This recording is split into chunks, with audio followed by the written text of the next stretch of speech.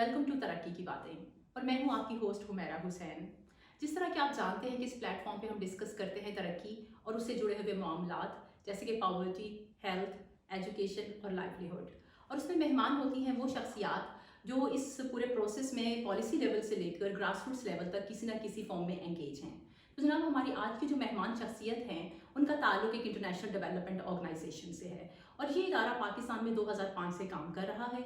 और हमारी बताई हुई फील्ड्स के अलावा ये इमरजेंसीज, फूड सिक्योरिटी और न्यूट्रिशन में भी काम करता है। तो जनाब, हमारे आज के मेहमान हैं जनाब आदिल शिराज साहब, जो कि कंट्री डायरेक्टर हैं केयर इंटरनेशनल के, जो कि एक इंटरनेशनल ऑर्गेनाइजेशन है। तो आज इनसे हम गुफ्तगू करते हैं और मालूम करते हैं कि केयर के पाकिस्तान में क्या प्रोग्राम है, जियोग्राफिकल कवरेज क्या है, क्या अप्रोच है और सस्टेनेबिलिटी को लेकर इनका इदारा किस तरह से कामों को देखता है। अस्सलाम वालेकुम आदिल साहब। वालेकुम सलाम, कैसी हो मेरा? मैं बिल्कुल खैरियत से, आपके टाइम का बहुत शुक्रिया। Thank you. जिस तरह हमने अपने नाजरीन को बताया कि केयर एक इंटरनेशनल ऑर्गेनाइजेशन है, तो सबसे पहले तो ये बताएं कि ये दुनिया भर में कहाँ कहाँ काम करती है और पाकिस्तान में इसका क्या काम है। जी थैंक यू मेरा। केयर एक इंटरनेशनल इदारा है, इंटरनेशनल एनजीओ के तौर पे तकरीबन 100 के करीब कंट्रीज़ में काम कर रही है और पाकिस्तान में हम 2005 से काम कर रहे हैं और हमारी प्रेजेंस ज़्यादातर इमरजेंसी रिलेटेड वर्क से रही है पाकिस्तान में। ओके, तो मुझे बताइए कि किस अप्रोच से काम करते हैं।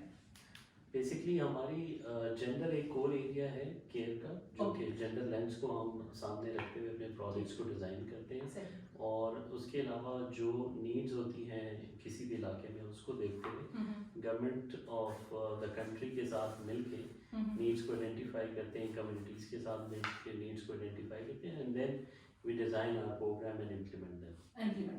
तो जियोग्राफिकल कवरेज क्या है आप लोगों को? जोग्राफिकली हम पाकिस्तान में, पंजाब में काम करें, KPK में काम करें, बलूचिस्तान में काम करें और सिंध में काम करें। तो क्या डायरेक्ट इंटरवेंशन है या थ्रू पार्टनर? हमारी जो अप्रोच होती है वो लोकल पार्टनर्स के साथ होती है और साथ ही साथ कुछ हमारा काम गवर्नमेंट के साथ भी होता है, तो हम गवर्नमेंट के साथ मिलकर काम करते हैं। तो जिस तरह आपने बताया कि आप लोग इमरजेंसीज में काम करते हैं, तो पिछले 1.5 साल से आपको मालूम है सबसे बड़ी इमरजेंसी तो कोविड है। तो कोविड से रिलेटेड कोई प्रोग्राम आपने पाकिस्तान में किया?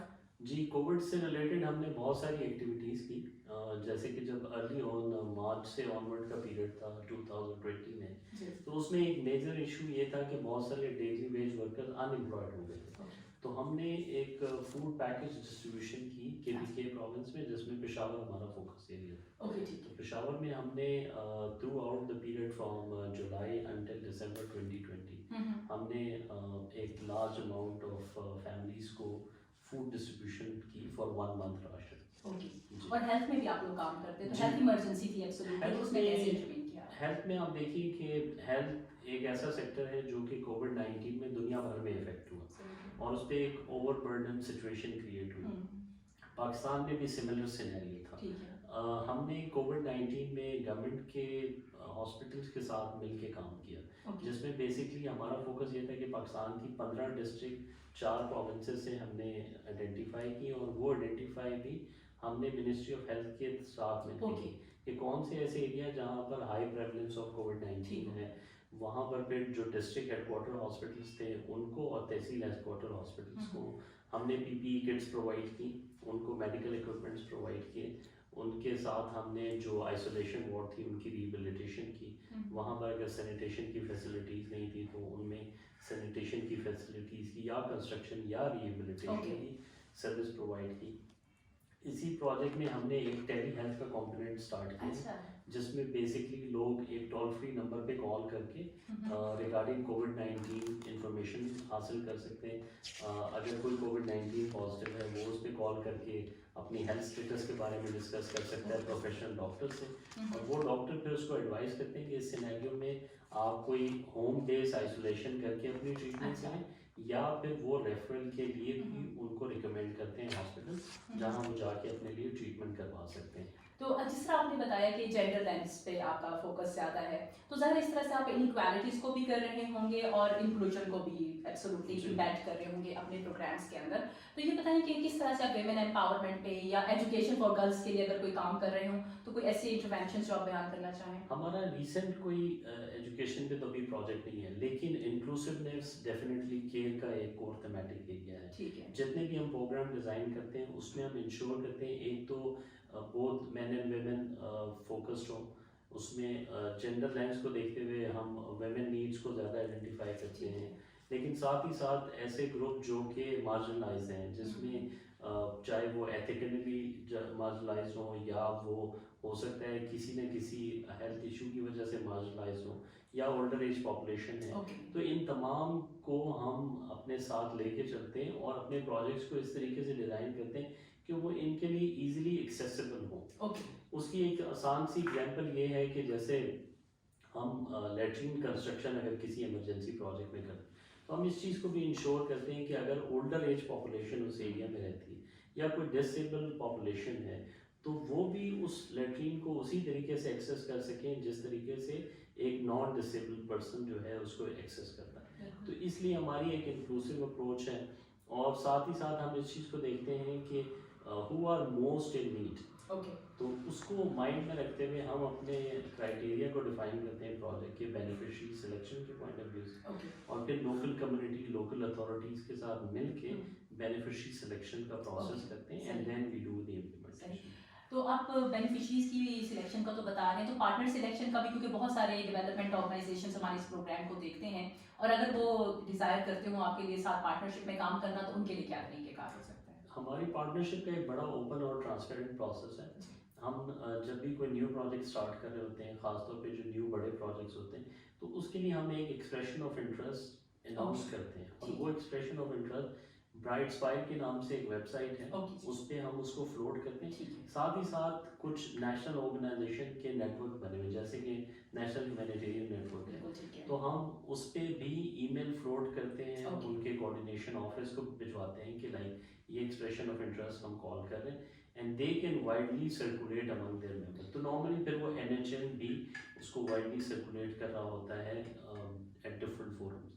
तो इस तरीके की वाइडर सर्कुलेशन होती है, और any organization who is eligible according to the criteria they can apply. Okay सही। तो सस्टेनेबिलिटी हमारे तमाम प्रोग्राम्स में एब्सोल्युटली एक कोर्स चीज़ है जिसको हम सब देखते हैं, तो सस्टेनेबिलिटी ऑफ द प्रोग्राम्स के लिए क्या करते हैं? अच्छा, सस्टेनेबिलिटी ऑफ प्रोग्राम हमारे डिज़ाइन का एक हिस्सा है। जब हम प्रोजेक्ट डिज़ाइन करते हैं तो हम इस चीज़ को इंश्योर करते हैं कि हम इम्प्लीमेंटेशन से बियॉन्ड इसको देखें कि when we will be phasing out, तो इस प्रोग्राम को किस तरीके से सस्टेन किया जा सकता है। उसमें अब हमारी अप्रोच दो चीज़ों पे बड़ी इंपॉर्टेंट है। एक तो ये है कि हम गवर्नमेंट के इदारों को अपने साथ इक्वली लेके चलते हैं। सेकंड ये है कि कम्युनिटी ओनरशिप को हम देखते हैं कि कम्युनिटी ओनरशिप कितनी ज़्यादा लेती है उस प्रोजेक्ट, और उसको हम शुरू से प्रोजेक्ट डिज़ाइन प्लस इम्प्लीमेंटेशन और जो डिफरेंट ट्रेनिंग और ओरिएंटेशन होती है उसमें कम्युनिटी को साथ लेके चलते हैं, ताकि वो उस एसेट्स को और उन प्रोजेक्ट्स को फर्दर सस्टेन करें। और साथ ही साथ हम इस चीज़ को देखते हैं कि लाइक अब बहुत सारी चीज़ें टेक्नोलॉजी की बेस पे चेंज हो रही हैं। जैसे फर्ज करें हम अगर एग्रीकल्चर के सीड्स प्रोवाइड करते हैं, तो हम इस चीज़ पे भी बेनिफिशरी को एजुकेट करते हैं कि आप बेहतर टेक्नोलॉजी की बेस पे कैसे एग्रीकल्चर को इम्प्रूव कर सकते हैं, जिसमें अपनी भी नीड पूरी करें और फर्दर आप उसमें से जो एक्सेस हो उसको मार्केट में सेल आउट करके अपनी कोई इनकम जनरेशन कर सकते हैं। एक हमारा बहुत इंटरेस्टिंग प्रोग्राम हम अभी कर रहे हैं विमेन एम्पावरमेंट के हवाले से, जिसमें बेसिकली जो स्मॉल स्केल एंटरप्रेन्योर्स हैं जो कि नॉर्मली 6 से 8 खवातीन होती हैं, तो हमारा फोकस ये है कि वो ग्रुप जो कि पहले इनफॉर्मल वे में ये काम कर रहे हैं वो फॉर्मल चैनल के थ्रू काम करें। और एक चैलेंज शायद ये आता है कि access to loan is difficult thing. हम उनको लोन जो कि अवेलेबल है डिफरेंट बैंक के थ्रू उसकी इंफॉर्मेशन प्रोवाइड करते हैं, और प्लस उसको एक ईजी एक्सेस प्रोवाइड करते हैं, दे कैन एक्सेस दो लोन, और प्लस उसमें बिजनेस स्किल, मार्केटिंग, ये सारी ट्रेनिंग्स कराते हैं so that they can really boost up their business in a better way. तो इसमें एक और जो इम्पोर्टेंट एरिया है वो है फाइनेंशियल इंक्लूजन का, जिस पे आजकल गवर्नमेंट ऑफ पाकिस्तान भी बहुत ज़्यादा काम कर रही है। हम भी उसमें अपनी कंट्रीब्यूशन ये करें कि लोगों को बैंकिंग के बारे में इंफॉर्मेशन दें, खासतौर पे एंटरप्रेन्योर्स, ताकि वो बैंकिंग चैनल के थ्रू अपने बिजनेस को एक्सपेंड करें। और ख़ासतौर पे अगर स्टडीज़ देखें तो पाकिस्तान में फ़ीमेल बेनिफिशरीज बहुत ही कम नंबर में बैंक्ड हैं। बिल्कुल सही। तो हम कोशिश करें कि ये entrepreneur formal bank account open करें और उसके थ्रू बिजनेस को चलाएं, ताकि वो एक फॉर्मल बिजनेस चैनल में आ सकें। तो इसमें एजुकेशन प्लस अवेयरनेस रेजिंग और access to those bank and loan is our key priority. बहुत शुक्रिया आदिल साहब। तो जनाब, आपने सुना आदिल शिराज साहब को, जिन्होंने केयर इन पाकिस्तान के जो प्रोग्राम्स हैं उनको तफसील से बयान किया, और जिस तरह उन्होंने बताया कि उनका जो फोकस है प्रोग्राम्स का वो इमरजेंसीज और जेंडर को लेकर है, खसूसन कोविड को लेकर जिस तरह से उन्होंने बताया कि वो काम कर रहे थे, ना सिर्फ फूड डिस्ट्रीब्यूशन पर बल्कि हेल्थ सिस्टम की स्ट्रेंथनिंग के ऊपर भी उन्होंने बहुत सारे इदारों में और खसूसन गवर्नमेंट के साथ मिलकर काम किया है। और उसके अलावा जो जब जेंडर की बात करते हैं तो उसमें खसूसन वेमेन साइड को फोकस करते हैं, तो उन्होंने बताया है कि वेमेन एंटरप्रेन्योरशिप के ऊपर भी खासा फोकस है इनके काम का, और ख़वातीन को जो बैंकिंग या सोशल इंक्लूजन के साथ साथ फाइनेंशियल इंक्लूजन की तरफ भी ये लेकर जा रहे हैं, और उसकी इन्फॉर्मेशन फराहम करना, उसके अलावा एंटरप्राइज के हवाले से डिफरेंट ट्रेनिंग्स फराहम करना भी केयर के मैंडेट में है, और वो लोग ये यहाँ कर रहे हैं। हमारे प्रोग्राम को देखने का बहुत शुक्रिया। इसको लाइक और सब्सक्राइब कर दीजिए, और प्लीज़ कमेंट्स में हमें ये ज़रूर बताइएगा कि आने वाले दिनों में आप किस सब्जेक्ट और किस इदारे के बारे में जो है बात सुनना चाहते हैं या उनके काम के बारे में जानना चाहते हैं। बहुत शुक्रिया। अल्लाह हाफ़िज़।